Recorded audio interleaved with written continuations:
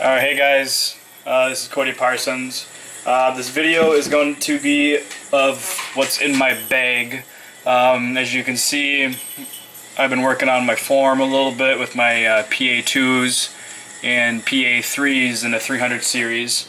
That right there was a PA3. This one I should always as well be, that one looked like my P2. There's a P3. P3s are definitely nice. Roughly at 30 feet on and out, just because they glide a lot better and they hang on a little bit straighter. I was putting with the PA4s earlier this year, using for my jump putts, a lot of upshots, but I ended up turning them over a little too much, and so it was starting to be pretty inconsistent. And so when the PA3s came out in the 300 series, I picked those up. I've tried the 350Gs, but I personally don't like that plastic, just because it's a little bit slippery, in my opinion. The PA2s in the 300 series I definitely use inside the circle here, mainly because you get that nice little fade in. You aim for right links like that right there and catching. I switched up my putting style midway through the season. I was almost like a Ulibarri type of putt. How he kind of does a slight Anheuser putt in. But then I started watching Macbeth and a lot of Wysocki. I was actually able to follow him during the Minnesota Majestic here at Blue Ribbon Pines. That's where I'm at right now. Watched a lot of his putting styles, and seeing a lot of these push putts, but it almost looked like a spush. It's a little bit between a spin and a push putt. But just watching him, how it glides up like that, and then hooks right in. And so I mean, here is just like a little, little footage of the putting. A lot of these putts are about 20 to 30 feet out. I did go out a little bit, out to about 40 feet. Didn't really work on my jump putt a whole lot. Yeah, that's my little one there. Let's see here.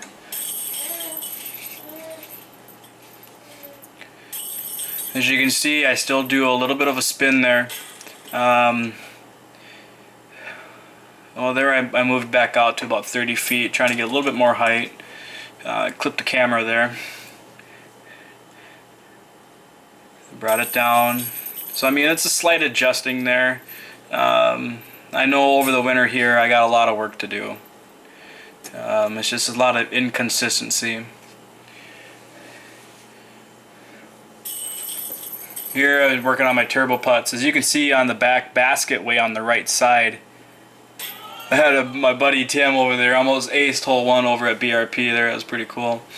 But I was watching a lot of Johnny McRae videos, and working on this turbo putt. And it was one of those putts where you're standing behind a bush, you can't do a full swing like a straddle putt on a push putt. I mean, these turbo putts are really nice to know and have in the bag. So I'm sitting there turbo putting at 30 feet, right on line, but it's just it's a work in progress. Here I extended out a little bit just because you do get into that kind of a situation during tournament play, and so it's always good to practice that.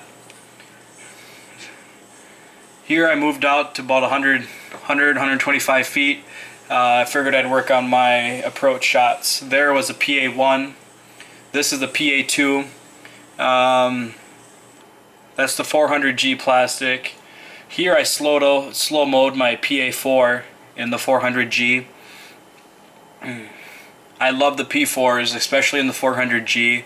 For off the tee shots.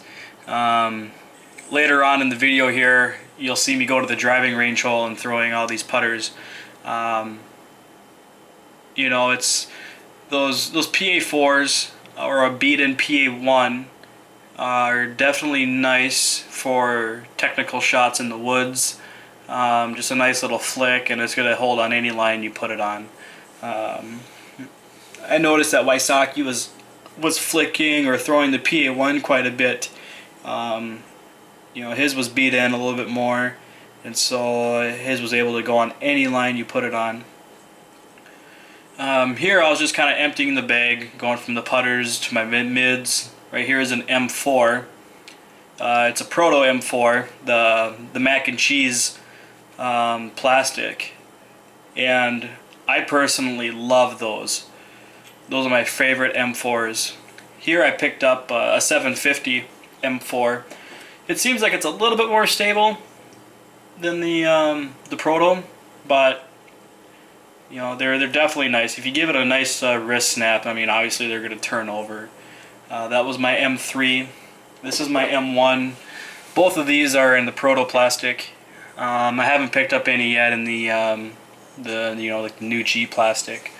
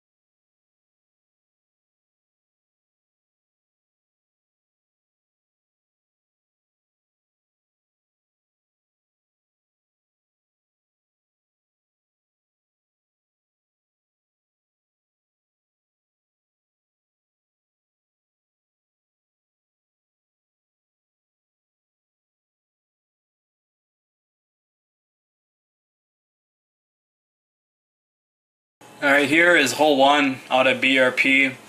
I was just kind of unloading the bag here.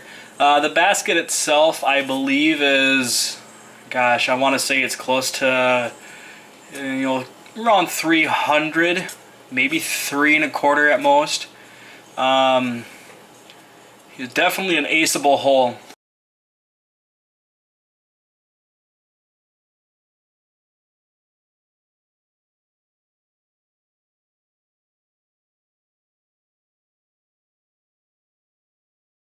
Here I was flicking my D4 in the 400G.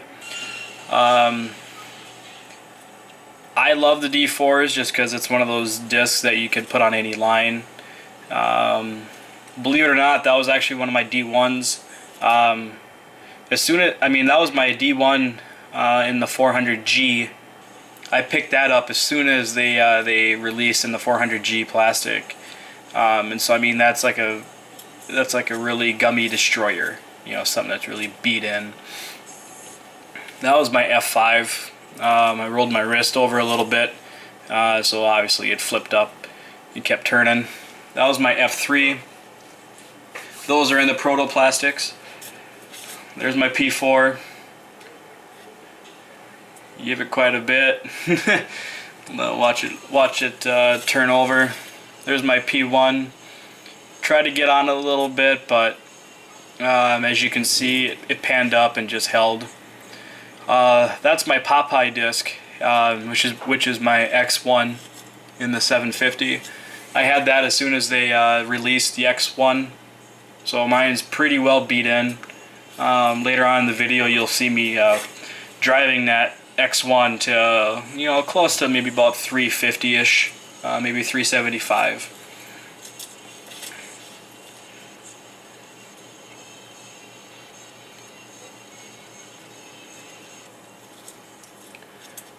There's my P2. P2 is, in my opinion, I feel are a little bit more stable than the P1 themselves.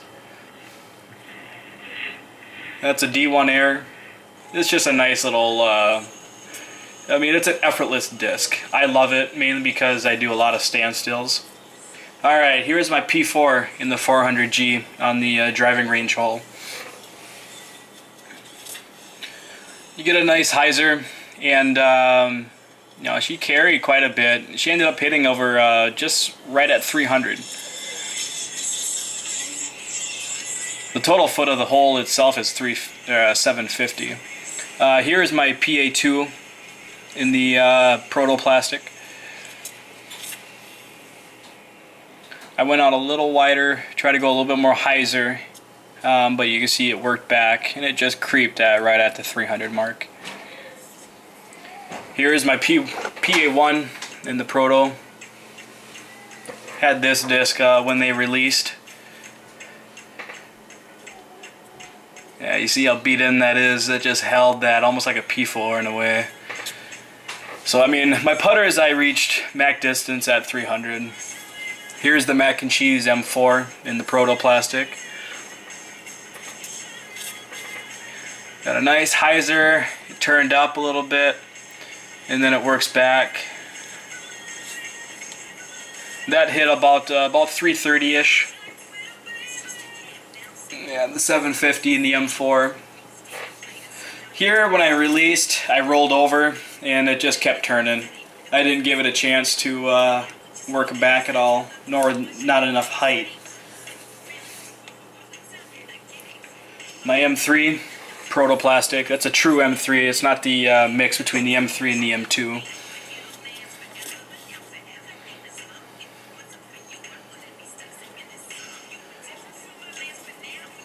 Yeah, that one crushed out to just shy of 350. And then here's my M1. The M1 I released at a slight anhyzer just because, it does fight back pretty hard. Well, not quite hard, but that one went about 330-ish. Now is my fairways. Here is the F5 in the protoplastic. I love this disc. Love it. Not right there though. Ended up giving it too much snap or not enough hyzer, and obviously it turned over quite a bit. Here is going to be my F3 in the proto.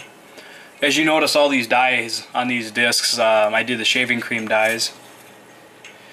See, that was really nice there. Nice flip up, and just carried up to about 375-ish. There's my F2 in the proto.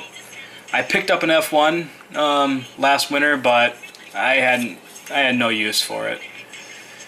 Here I rolled up my wrist again, and so she just kept turning.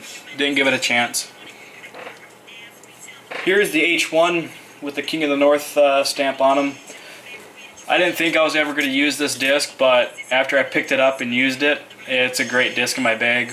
As you can see, I released it at a slight anhyzer because I knew that thing was going to bite back pretty hard.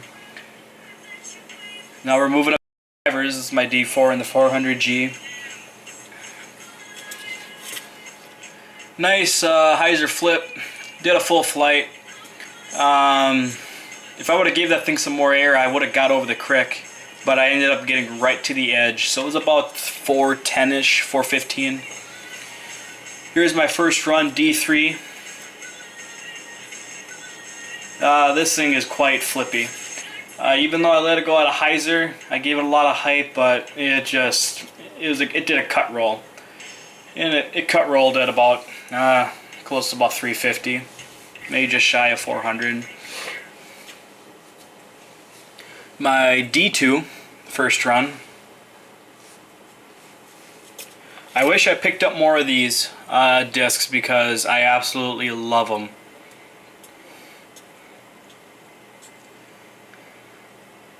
That one's just shy of 400. The D1 Air, you know, I gotta work on this one a lot. I've reached over the creek before, so I mean, I gave this one a little bit more height. It was a calm day here. I gave it more height, hyzer, but it didn't turn over as much as I wanted it to. Oh, I shouldn't say that. I mean, it turned over quite a bit, as you can see. Here is my really flippy D1 in the 400G. So I mean, I give it a hyzer, try to let it flip up. But here, this is the one I didn't give enough to. And so I mean, it panned out a lot sooner. And that hit about 375. Here's the D1, it's a 168, the 400G. I went out a little wider, just go to more of a hyzer flight, and it did flip up for a little bit. It stalled up, but I mean it still hit about 375. Here's my Popeye X1. Here is what I was telling you guys about. As you see, I let it go at a slight anhyzer, but see how beat in that is. That was just right at just shy of the 400 mark. And so here, as you can see, my putters, you know, my max distance on my putters are 300 feet. So I mean that's just kind of what's in my bag. I got a little bit of everything in there for any type of shot I need. But I mean, it's a work in progress. You know, please subscribe and send me some comments or messages or whatever if you guys want me to make any more videos. I'm gonna be doing some more Prodigy review videos here this winter. Just kind of give my opinion on them. Mainly because I've switched to all Prodigy this past year, and you know, it led me to five career wins in advance this year, and had a privilege to play in the U.S. AMs and also AM Worlds, and so, but so yeah, hope you guys liked the video.